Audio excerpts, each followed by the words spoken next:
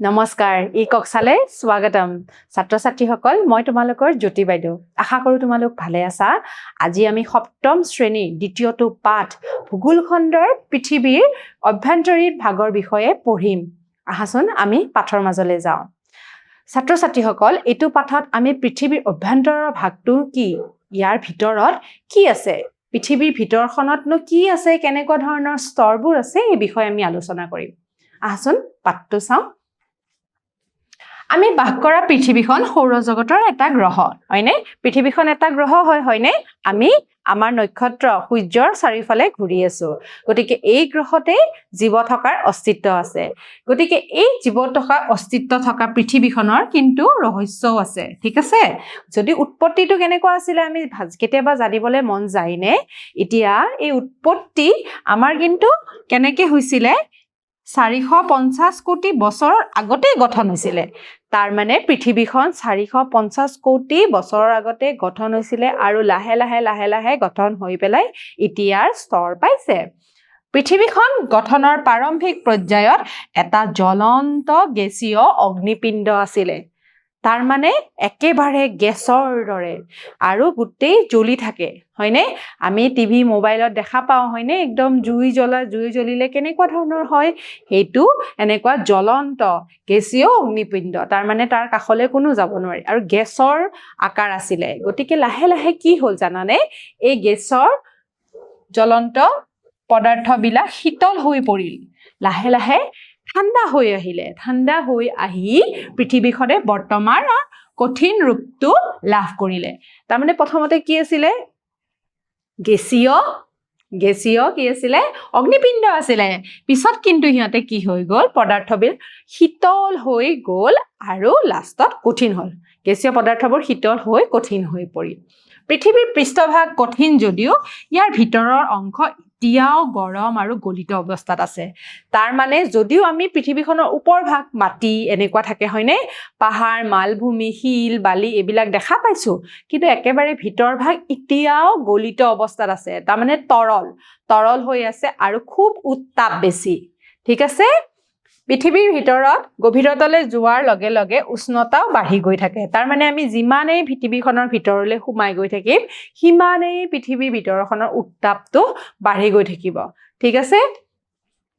ভূবিজ্ঞানীসকলে অনুমান কৰিছে যে পৃথিৱীৰ কেন্দ্ৰভাগৰ উষ্ণতা 6000 ডিগ্ৰী সেলচিয়াছ আমি জানো যে পানী 100 ডিগ্ৰী সেলচিয়াছতে গৰম হয়নে একেবাৰে উতলি যায় তোমালোকে 100 ডিগ্ৰী সেলচিয়াছত দেখিছানে কিমান পানীখিনি উতলি পেলাই ভাপ হৈ উৰি যায় গেছ হৈ উৰি যায় 6000 ডিগ্ৰী সেলচিয়াছ কিমান বেছি হ'ব হয়নে এতিয়া যদি ভিতৰভাগ কিমান উষ্ণতা আছে 6000 ডিগ্ৰী সেলচিয়াছৰ ওপৰত আকৌ দেই উত্তাপ ইমান বেছি যদিও পৃথিৱীৰ উপৰিভাগৰ পৰা প্ৰচণ্ড হেঁচাৰ পৰা গৰম গলিত পদাৰ্থবোৰ উলিয়াই আহিব নোৱাৰে ইমানেই বেছি সেলচিয়াছটো বেছি ইমান বেছিৰ পিছতো সব বস্তুবিলাক কি হৈ গৈছে তৰল অৱস্থাত বা গেছীয় অৱস্থাত আছে আৰু সেই গেছীয় অৱস্থাত থকাৰ পিছতো ইহঁতে ওপৰলৈ উঠি আহিব নোৱাৰে কিয় উঠি আহিব নোৱাৰে কাৰণ ইয়াতে প্ৰচণ্ড হেঁচা আছে হেঁচা ক'ৰ পৰা আছে পৃথিৱীৰ উপৰিভাগৰ পৰা হেঁচাটো থকাৰ কাৰণে কি হৈছে পদাৰ্থবিলাক ওলাই আহিব নোৱাৰে কিন্তু কেতিয়াবা কি হয় জানানে যিবিলাক গেছীয় পদাৰ্থ আছে যদি পৃথিৱীৰ উপৰিভাগত কেতিয়াবা ফাট মেলিবলৈ ধৰে ঠিক আছে তলৰ পৰা যদি ফাট মেলিবলৈ ধৰে সেই উপৰিভাগলৈ সেই ফাটবিলাকৰ মাজেৰে তলৰ গেছীয় পদাৰ্থবোৰ ওপৰলৈ গুচি আহে ছাত্ৰ-ছাত্ৰীসকল তোমালোকে ভাবিছানে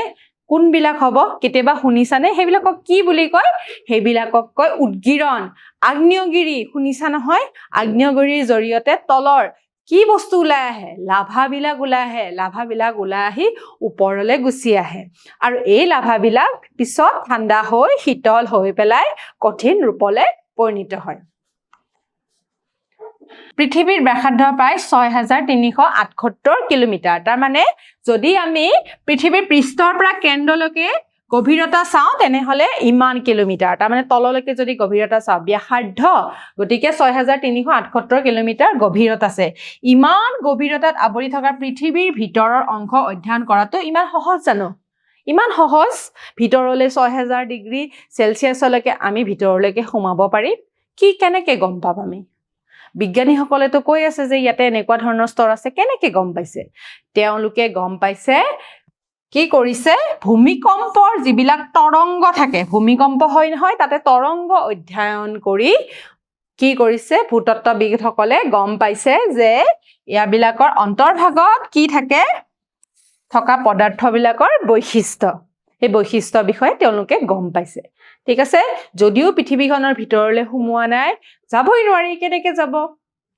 হয়নে গতিকে ছাত্ৰ ছাত্ৰীসকল তেওঁলোকে কেনেকৈ গৈছে পৃথিৱীৰ যিবিলাক ভূমিকম্প হৈছে সেই ভূমিকম্পৰ তৰংগৰ জৰিয়তে বিজ্ঞানীসকলে কি কৰিছে তেওঁলোকে পৰীক্ষা নিৰীক্ষা কৰি গম পাইছে যে পৃথিৱীৰ তলৰ ভাগটো কেনেকুৱা বাৰু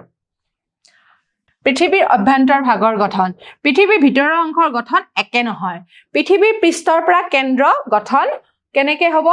কঠিন অৰ্ধতৰল আৰু তৰল পদাৰ্থবিলাক পোৱা যায় ঠিক আছে এইবিলাক স্তৰবিলাক কেনেকুৱা প্ৰথমতে আছিলে কঠিন তাৰপিছত অৰ্ধতৰল কিছুমান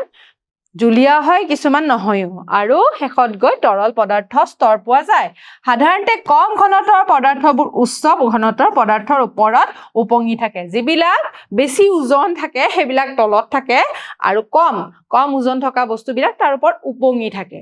সেইকাৰণে তললৈ গধুৰ বস্তুবিলাক বেছিকে থাকে গতিকে আমি গভীৰলৈ যোৱাৰ লগে লগে লঘুৰ পৰা গধুৰ পদাৰ্থৰ স্তৰ পাওঁ গতিকে প্ৰথমতে লঘু থাকে তাৰপিছত গধুৰ পদাৰ্থৰ স্তৰ আমি পাওঁ পৃথিৱীখন পৃষ্ঠৰ পৰা ভিতৰলৈকে তৰপেৰে গঠিত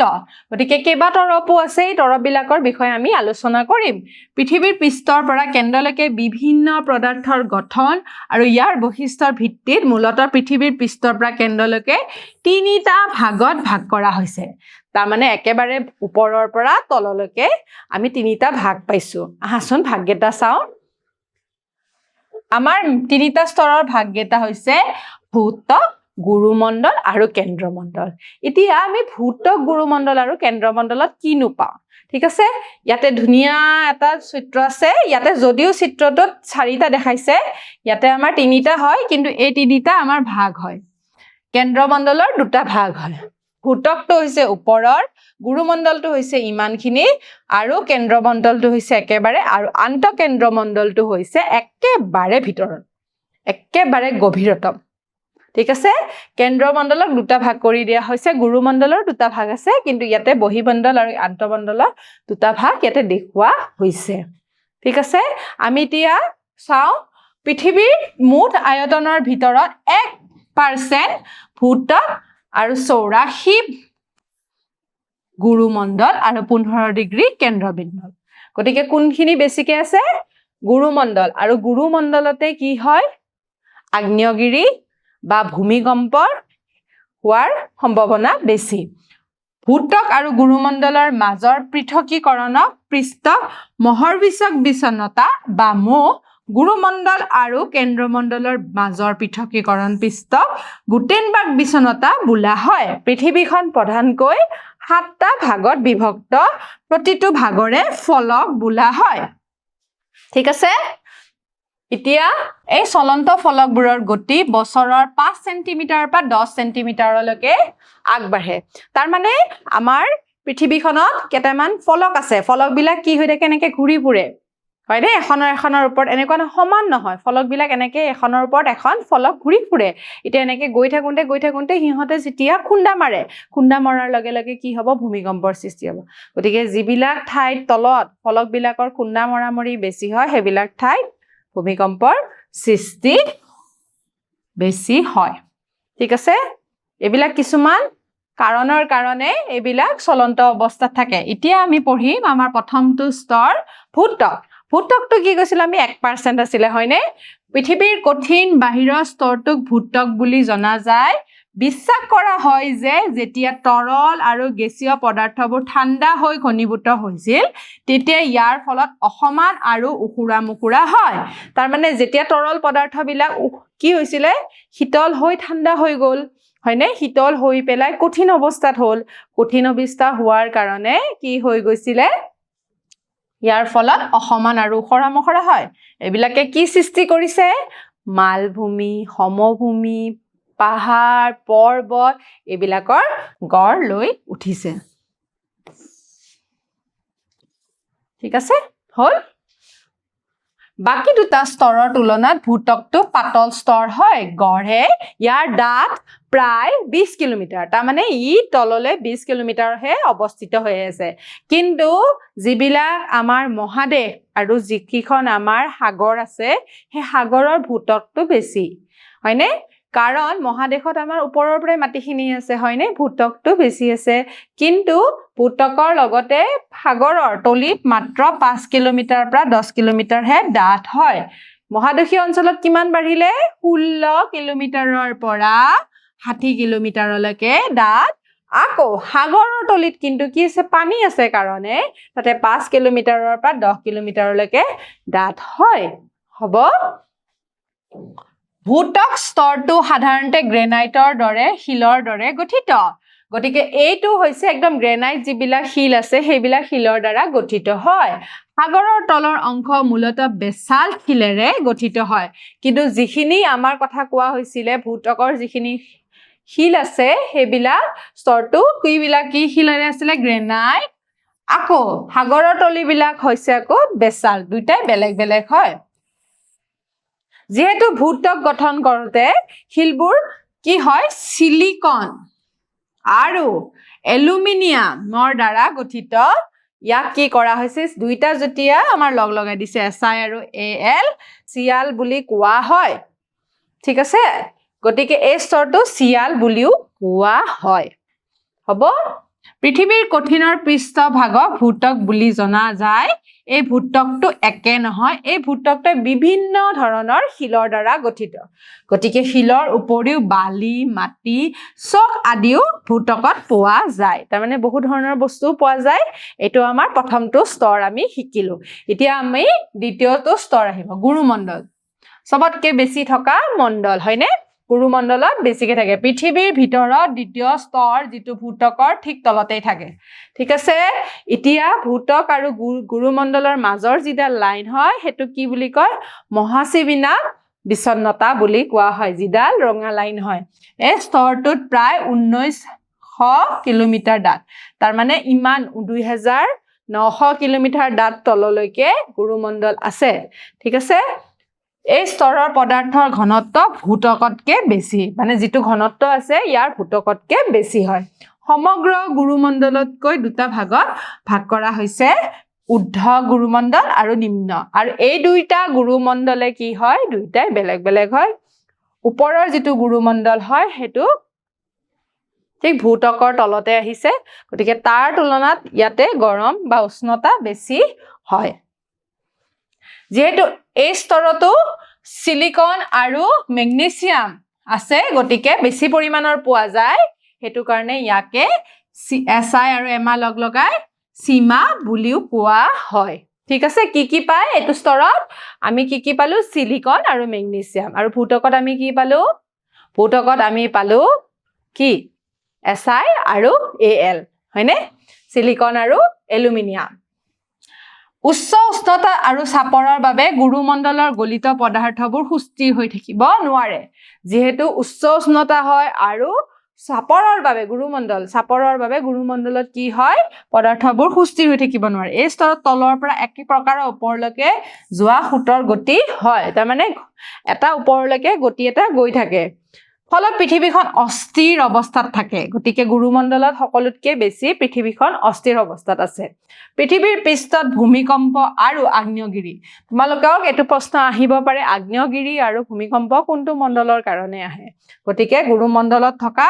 যিটো হুড বহি আছে সেই হুডটোৰ কাৰণে যিটো অস্থিৰতা হৈ আছে হেতুৰ কাৰণে কি হৈছে ভূমিকম্প আৰু আগ্নেয়গিৰি হৈছে এতিয়া আমি কেন্দ্ৰমণ্ডলৰ বিষয়ে আলোচনা কৰিম একেবাৰে শেষৰটো মণ্ডল কেন্দ্ৰমণ্ডল গুৰুমণ্ডলৰ ঠিক তলতে কেন্দ্ৰক আৱৰি থকা গুৰুটোৱে হৈছে কেন্দ্ৰমণ্ডল গতিকে গুৰুমণ্ডলৰ ঠিক তলতে কি আছিল স্তৰটো কেন্দ্ৰমণ্ডল এক কথাত ইয়ে পৃথিৱীৰ গৰ্ভ বুলি কি কম আমি পৃথিৱীৰ গৰ্ভ মানে হৈছে কেন্দ্ৰমণ্ডল এই স্তৰটোত প্ৰায় 3486 কিলোমিটাৰ ডাঠ গতিকে কিমানখিনি ভিতৰলৈ গৈছে 3486 কিলোমিটাৰ ডাঠ হয় ইয়াৰ পৰা পদাৰ্থবিলাক অতি উত্তপ্ত অৱস্থাত আছে এই স্তৰটোত মূলতঃ কি পায় লু নিকেল আৰু কোৱাল্টেৰে গঠিত ঠিক আছে লু আৰু নিকেলৰ পৰিমাণ বেছি থকাৰ বাবে এই স্তৰটো নিভ স্তৰ বুলিও জনা যায় ঠিক আছে ইয়াক নিভ বুলিও জনা যায় গতিকে কেনেকৈ গম পাইছো আমি নিকেল শব্দটো লু আৰু ফেৰাম শব্দটো হৈছে ইয়াৰ লগ লাগি নিফেল হৈছে গতিকে নিকেল শব্দটোৰ পৰা আমি কি পালো Ni আৰু ফেৰাম শব্দটোৰ পৰা পালো Fe গৈ নিভ শব্দটো পাইছো কেন্দ্ৰমণ্ডল বহিভাগত এটা তৰল আৱৰণৰ দ্বাৰা গঠিত ইয়াক বহিকেন্দ্ৰমণ্ডল বুলিও কোৱা হয় গতিকে দুটা মণ্ডল আছিল আমি কৈছিলো নহয় এটা বহিমণ্ডল বুলিও জনা যায় এই স্তৰটো প্ৰায় 2250 কিলোমিটাৰ ভিতৰত ডাঠ হয় গতিকে 2250 কিলোমিটাৰ ডাঠৰ পিছত এটো কি কৈছে এই স্তৰটো 2250 কিলোমিটাৰ ডাঠ হয় এই স্তৰটো প্ৰায় 2250 কিলোমিটাৰ ডাঠ হয়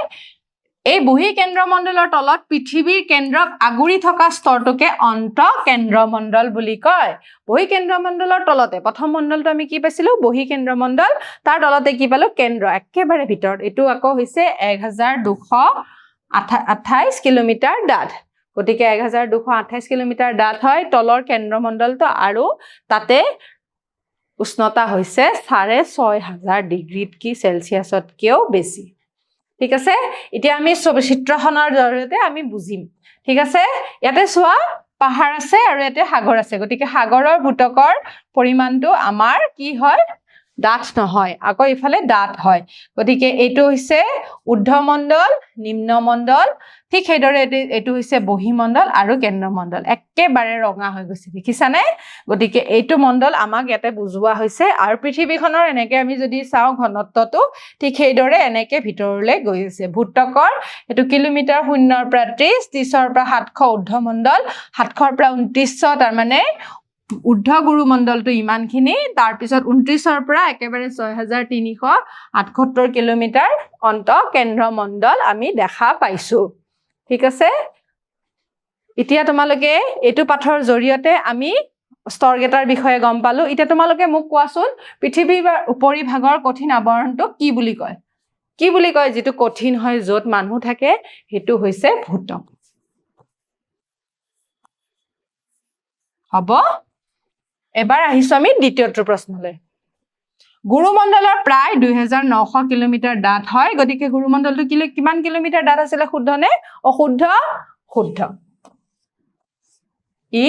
1900 কিলোমিটাৰ ডাঠ হয় ঠিক আছে ধন্যবাদ